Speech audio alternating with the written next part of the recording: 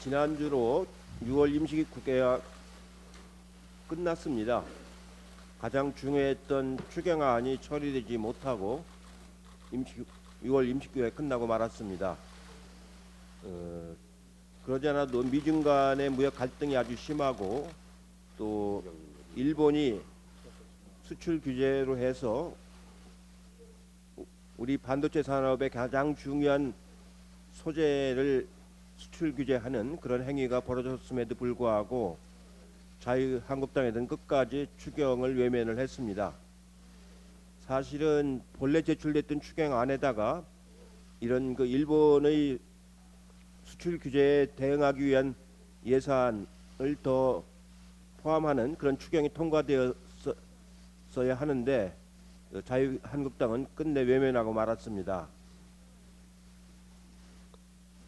무엇을 하자는 건지 좀 궁금합니다. 정말로 알고 싶습니다. 정치에서 가장 중요한 것이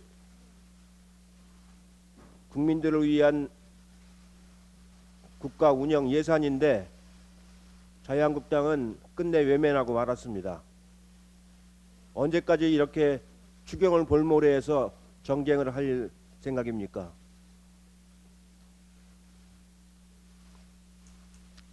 어제 일본 참의원 선거에서 집권여당 연합이 과반을 확보했으나 평화헌법 개정을 위한 개헌 발의서는 실패했습니다. 아마 이제부터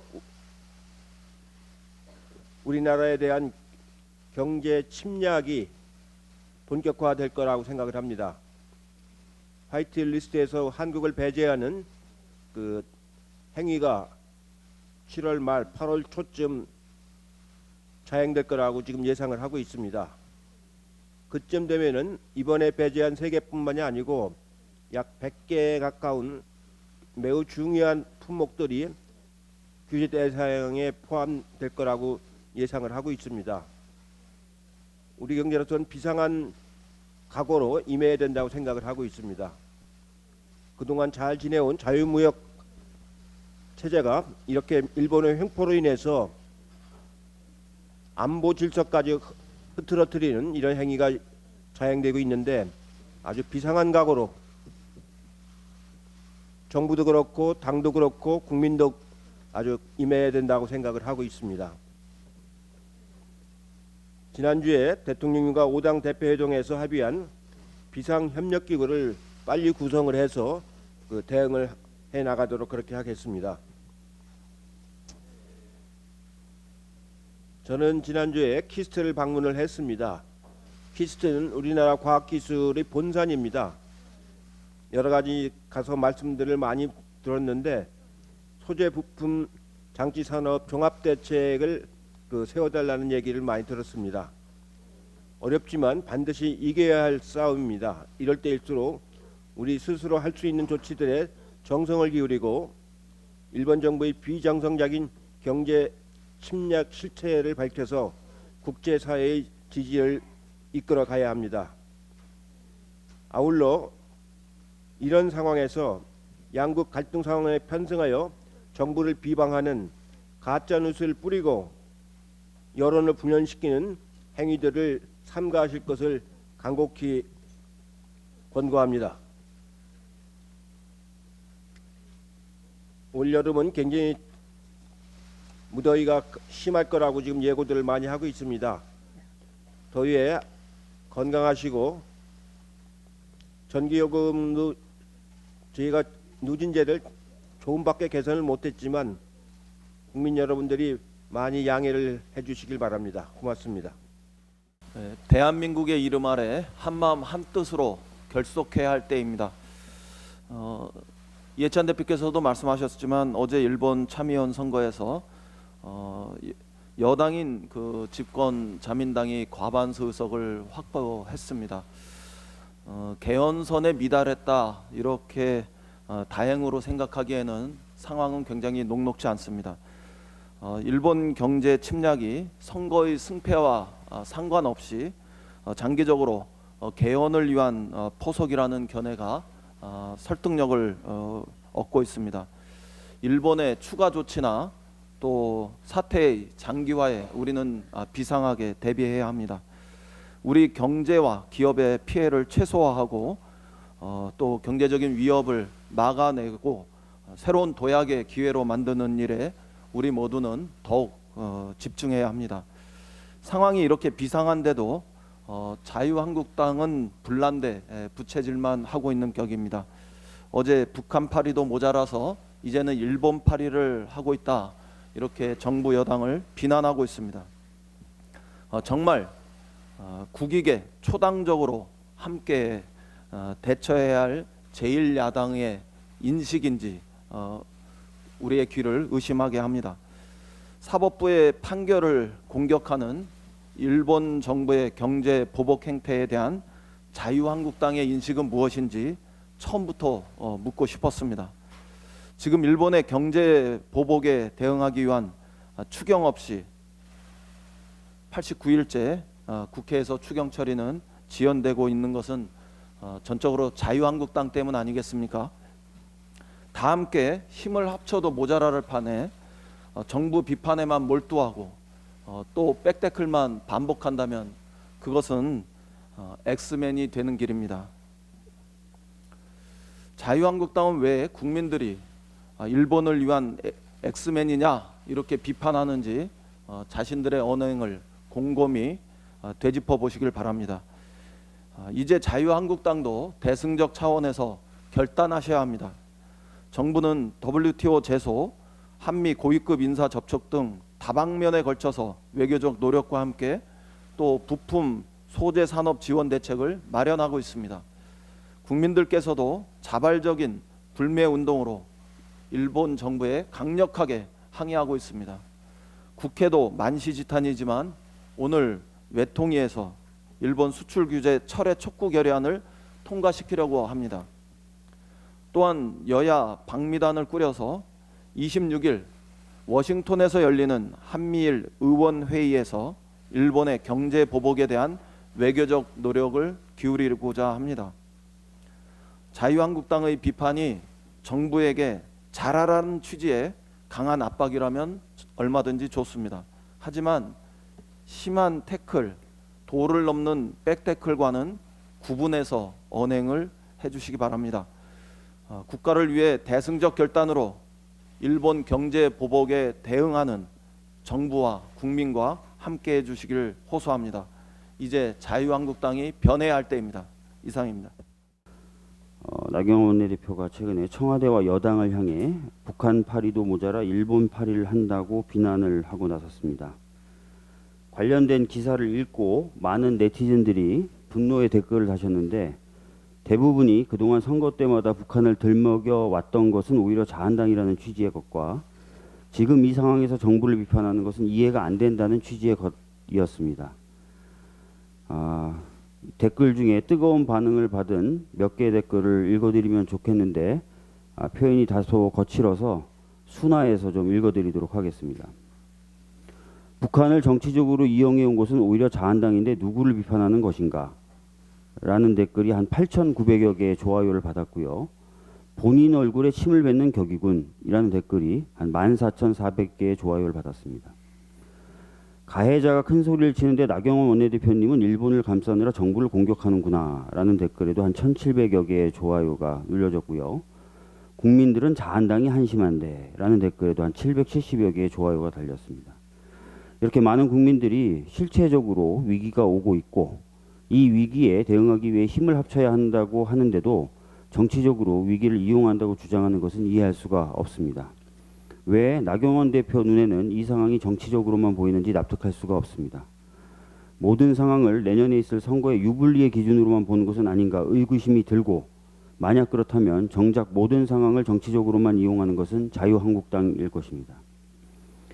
현재 자유한국당은 추경심사 등 국회의사 일정에 협력하지 않는 이유로 내세우고 있는 것이 정경두 국방부 장관의 해임 결의안 제출이나 북한 목선에 대한 국정조사를 우리 당이 받아들이지 않고 있기 때문이라는 것인데요. 2018년 11월 6사단에서 수류탄 투척 사건, 2009년 10월 22사단에 있었던 민간인 월북 사건, 2011년 7월 해병대에서 있었던 총기 난사 사건, 2014년 4월에 있었던 윤일병 사건, 2014년에 있었던 GOP 총기 난사 사건 등 군기문란 사건이나 2010년 천안함 폭침, 2010년 연평도 포격 사건 등 안보 관련 사안 등이 있었을 때 단 한 차례도 국방부 장관에 대한 해임 결의안의 제출이나 국정조사가 있지 않았습니다. 과거 전례에 비춰봐서도 상당히 무리한 주장임을 알 수 있습니다. 제가 최고위에서 누차 말씀드렸듯 국내의 많은 전문가들이 정부가 확장적 재정 정책을 써야 한다고 조언하고 있습니다. 정략적으로 모든 것을 보는 색 안경을 벗으시고 또 전례 없이 무리한 주장을 하는 것도 거두어 주시고 제발 국민의 눈으로 봐주십시오. 그래서 강원도 산불, 포항 지진, 그리고 미세먼지에 관한 그리고 최근에 일본 경제 침략을 대비하기 위한 예산이 포함된 이번 추경 통과에 힘을 모아주시기를 당부드립니다. 양승태 전 대법원장의 구속기간 만료가 다가오는 가운데 오늘 양승태 대법원장에 대한 보석 여부가 결정됩니다. 언론 보도에 따르면 양 전 대법원장 측은 이명박 전 대통령의 보석 조건과 같은 정도의 엄격한 조건으로는 보석이 결정된다 하여도 보석을 거부하겠다는 입장이라고 합니다. 구속 만료로 풀려나 아무 조건 없이 자유로운 상태로 재판을 받겠다는 것인데 법원의 보석 결정을 거부한다는 것 자체가 일반인으로서는 상상하기 어려운 일 아닌가 싶습니다. 그동안 양승태 전 대법원장에 대한 재판은 양승태 전 대법원장의 무리한 주장마저 모두 여과 없이 받아주고 있어서 재판이 제대로 진행되지 않는다는 비판이 나오고 있습니다. 박병대, 고용한 등 불구속 상태의 전직 대법관이 법정에 출두하면 법원의 공익근무 요원들과 법원 공무원들이 손수 주차장까지 달려나가 피고인들을 맞이하는 진풍경이 벌어지고 있다고 하니 양승태 전 대법원장의 재판에서 법원이 보여준 태도에 대해 의구심을 가지게 됩니다. 한때 사법부의 수장이었던 피고인이 누구보다 앞장서 법원에 대한 국민의 신뢰를 망가뜨리는 모습을 보여주고 있는 것입니다. 법원은 피고인의 양승태 전 대법원장의 노골적인 재판 지연, 회방 전략에 굴하지 않고 법과 원칙에 따른 엄중한 심리를 하여야 합니다. 그래야 재판을 받는 다른 일반 국민분들이 법 앞에 평등을 느끼며 법원에 대한 신뢰를 회복할 것입니다. 이상입니다. 국민들이 일본 참의원 선거에 이번만큼 관심을 가졌던 때가 흔하지 않았을 겁니다. 결과를 놓고 과반 의석 확보, 개헌선 확보 실패 이렇게 짧게 얘기할 수 있습니다만 그 내용을 들여다보면 대한민국과 일본 국민들에게는 매우 유의미한 그런 결과이고 아베 정권, 특히 아베 총리와 측근들에게는 뼈아픈 그런 내용이 들어 있습니다. 아베 총리의 3대 실패 또는 야구에서 3중살 이렇게 표현하는 사람도 있습니다. 제가 그 세 가지를 설명을 드리겠습니다. 자민당의 의석이 참여원 의석이 감소한 것입니다. 2016년 3년 전 선거 때보다 10석 그리고 2013년 때보다도 3석이 줄었는데요. 이는 참여원 의석이 3석이 전체 의석이 늘었다는 걸 고려한다면 훨씬 더 많이 준 것입니다. 두 번째는 자민당의 참여원 단독 과반이 무너진 것입니다. 2016년에 단독 과반 의석을 확보했었는데 그것이 무너졌다는 것. 그리고 세 번째는 자민당과 공명당 그리고 일본 유신회 그리고 친여 성향의 무소속까지 더해서 개헌안 발의선 그러니까 참여원 재적의원 3분의 2 이상을 확보하고 있었습니다. 그런데 그것을 유지하지 못하게 된 것입니다. 이번에. 그러니까 세 가지 실패입니다. 자민당 의석이 줄어든 것, 그 다음에 자민당 단독 과반이 무너진 것, 그리고 개헌선 발의 가능한 의석이 무너진 것. 이것은 극우로 가는 아베 총리에게는 심대한 타격이 될 수밖에 없을 것입니다. 물론 앞에 우리 예선 대표님이나 이인영 대표님께서는 한국에 대한 경제 침략은 계속될 것이다 하고 말씀하셨는데 그거는 뭐 저도 동의를 합니다. 그러나 헌법을 고쳐서 일본이 전쟁할 수 있는 나라로 가겠다는 아베의 야망은 일단 주춤할 수밖에 없는 상황이 됐습니다. 그리고 그 과정에서 한국의 경제 침략을 통해서 일본의 혐한 감정, 반한 감정을 조장해 선거에 이용하겠다는 의도는 보기 좋게 실패했다 이렇게 말할 수밖에 없을 것입니다. 일본 국민들이 아베 총리의 극우의 길로 가는 헌법 개정을 사실상 원천 차단했습니다. 이게 언제까지 지속될지는 모르지만 지속적으로 헌법 개정에 대한 일본 국민들의 여론이 낮아지고 있다는 것을 보면은 아베의 야망은 사실상 앞으로도 상당 기간 달성되기는 쉽지 않을 것이다 하고 얘기할 수 있을 것입니다. 그리고 경제 전쟁을 도발해서 한국에게 심대한 타격을 주려한 것에 대해서 일본의 경제계와 일본의 일반 국민들이 유권자들이 심각한 우려를 갖고 있음이 드러난 것입니다. 아베 총리는 선거 유세 과정에서 일본의 무역 규제, 수출 규제를 했다는 얘기를 하라고 후보들에게 당부했었습니다.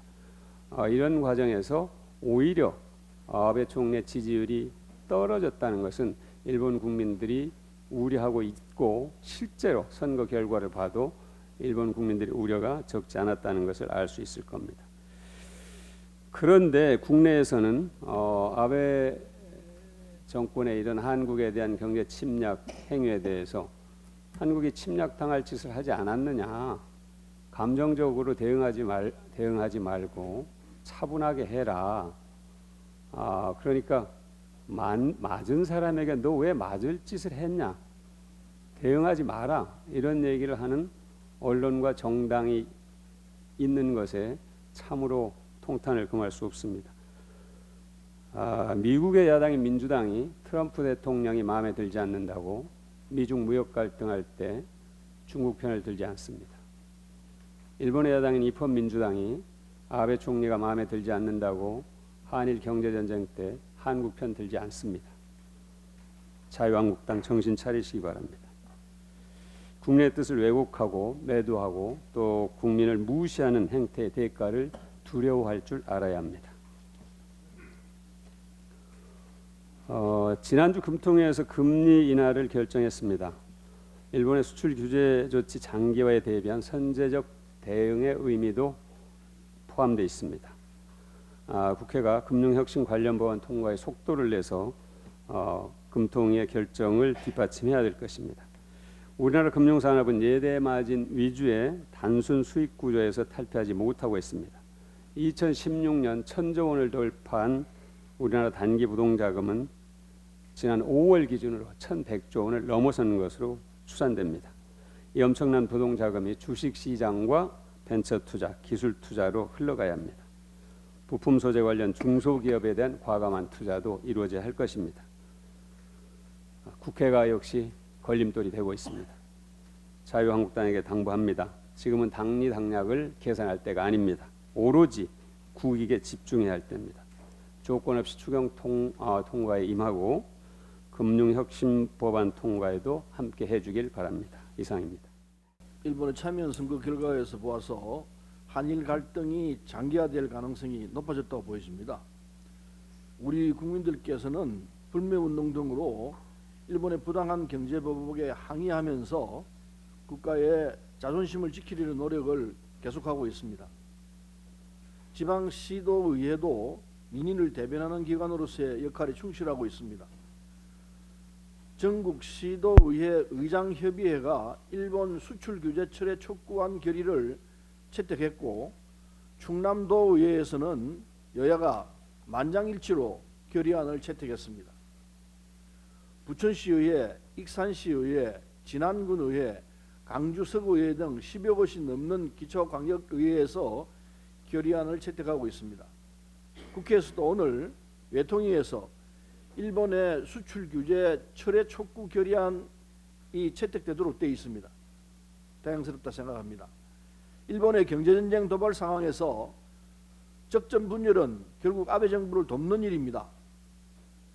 선거에서 승리한 아베 총리에게 더욱더 자신감을 심어줘서 그릇된 행동을 계속하도록 만드는 일이 될 것입니다.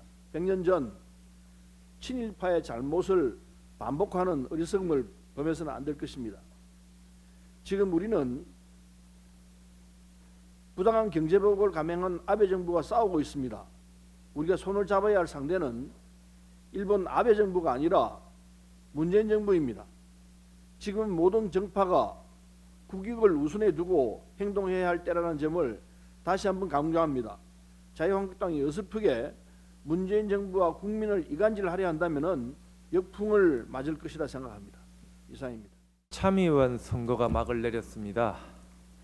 아베 총리도 흥분되어 있던 마음을 가라앉히고 안정을 되찾아 한국에 대한 부당한 수출 규제를 철회해야 할 것입니다.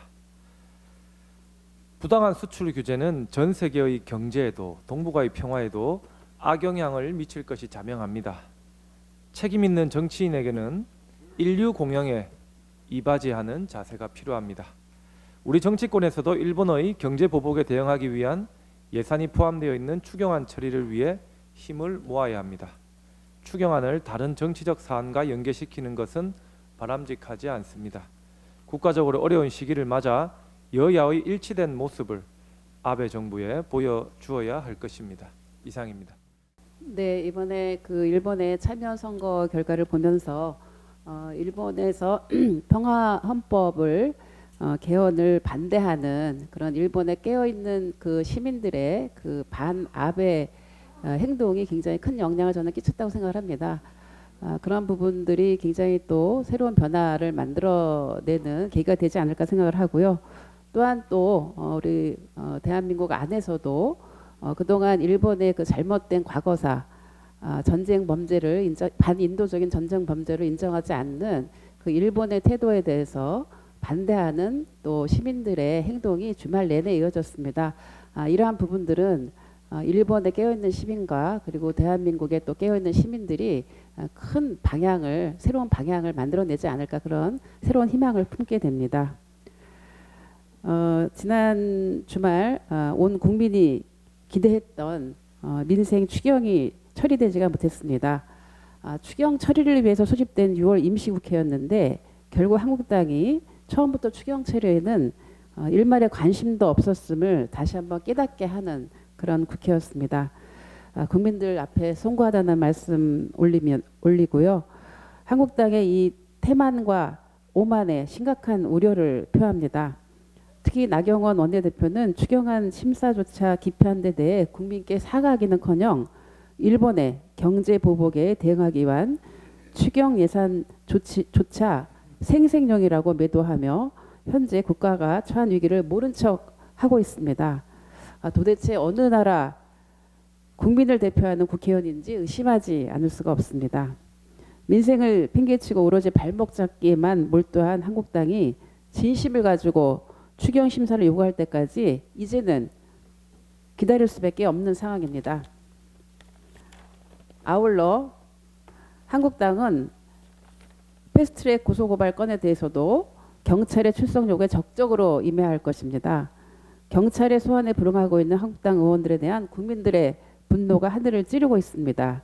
이미 패스트트랙 전국에서 소환 요구를 받은 더불어민주당과 정의당 의원 등은 경찰 소환에 응하고 조사에 임한 만큼 한국당 의원들도 출석 요구에 대해서 야당 탄압이라고 할 것이 아니라 바로 당당히 조사에 임하시기 바랍니다. 이상입니다. 일본의 아베 총리와 관료들이 한국에 대해서 보복성 경제 제재를 가하려고 혈안이 되어 있습니다. 이는 평화헌법 개정을 위한 포석이었습니다. 평화헌법이란 제2차 세계대전에서 패배한 일본이 전범 국가의 책임을 지고 1942년 11월에 선포한 헌법 구조에 나와 있습니다. 일본은 무력을 행사하지 않는다. 일본은 군사력을 갖지 않는다. 그런데 지금의 일본의 모습은 평화헌법을 어기는 모습을 보이고 있습니다. 이전에 일본은 북한의 핵 위협을 이유로 평화헌법을 개정하려 했습니다. 그러나 이제는 남북 간의 평화 프로세스가 진행되고 있기에 설득력을 잃어버렸습니다. 그래서 계속 위기감을 조성할 수 있는 새로운 상대를 찾고 바로 우리 정부를 겨냥하게 된 것입니다. 현재 일본은 한국과 한반도에서 진행되고 있는 모든 일이 하나같이 마음에 들지 않을 것입니다. 평화 프로세스 진행에 따른 긴장 완화, 강제징용 배상 판결, 전 정부가 강행한 일본군 위안부 문제 배상 합의에 대한 사실상 파기도, 또 후쿠시마 해산물 수입 규제에 대한 WTO 판정도 마음에 들지 않더라도 민족주의적 차원의 문제로 환원되는 사안은 단 하나도 없습니다. 평화 프로세스는 한반도, 더 나아가서 동북아의 평화를 이루는 과정일 뿐만 아니라 제국주의 유산을 청산하는 길입니다. 그리고 강제징용 노동자 청구권 배상 판결은 삼권 분립하에 한국 사법부에서 한일 협정으로 개인 청구권 자체가 소멸된 것은 아니다라는 취지를 행정부가 그대로 따른 것입니다. 또한 반인륜적 범죄 행위에 대해서는 끝까지 책임을 물어야 한다는 국제적 규범도 있는 것입니다. 이 모든 사안은 국가 간의 갈등 문제로 민족주의적 문제로 몰고 가선 안 됩니다. 일본 정부는 스스로 약속한 평화헌법에 위반되는 행동을 해서는 안 될 것입니다. 일본 국민들 또한 참여 선거를 통해 입장을 분명히 한 것으로 보여집니다. 이상입니다. 자유한국당이 한심한 행태들이 계속되고 있어서 한 말씀 드리겠습니다. 5.18 망언으로 물의를 일으킨 김술래 자유한국당 최고위원이 아마 오늘부터 최고위원직에 복귀할 것으로 이렇게 예견이 됩니다.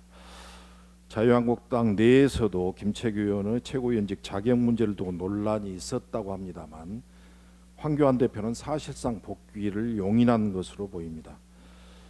김술래 의원의 최고위원직 복귀는 5.18 역사 왜곡 및 망언에 대한 황교안 대표의 문제의식이 얼마나 안이한지 여실히 보여주고 있습니다. 황교안 대표는 지난 5.18 39주기 즈음에 5.18 망언자에 대한 징계를 광주를 다녀와서 처리하겠다 이렇게 이야기했습니다만 광주를 다녀간 황교안 대표는 아직까지 이런 방구 말이 없습니다. 황교안 대표가 이렇게 순간순간 위기만 모면하려는 얄팍한 행태를 보인다면 국민들은 결코 이것을 더 이상 용납하지 않을 것입니다. 자유한국당 황교안 대표는 지금이라도 5.18 망언자에 대해서 어떻게 처리할 것인지 본인의 입장을 명확히 밝혀주실 것을 다시 한번 촉구합니다. 지난 주말에 남부 지역에 태풍이 와가지고 그 재해를 많이 입었습니다. 이제 태풍은 지나갔습니다만 앞으로 복구하는데 정부도 적극적으로 기민하게 대응을 하겠고 주민 여러분에게도 다시 한번 그 위로의 말씀을 드립니다.